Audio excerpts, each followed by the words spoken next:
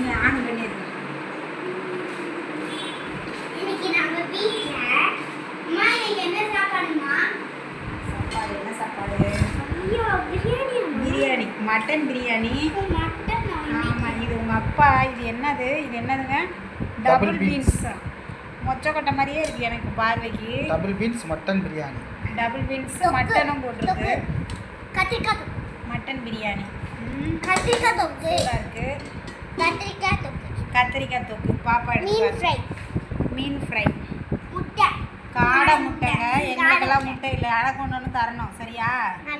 தருவீங்களா? ஆளுக்கு 3 ஷேர் பண்ணிடக்கூடாது. எனக்கு ஒன்று தரணும். அப்பாவுக்கு தரீங்க, தரல.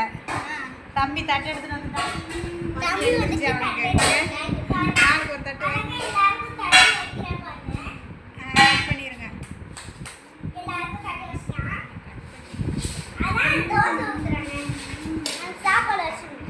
சாப்பாடு உங்களுக்கு பிடிச்சிருந்தா லைக் பண்ணுங்கள், ஷேர் பண்ணுங்கள், கமெண்ட் பண்ணுங்கள். உங்கள் வீட்டில் இன்றைக்கி சண்டே ஸ்பெஷல் என்னென்னு சொல்லுங்கள்.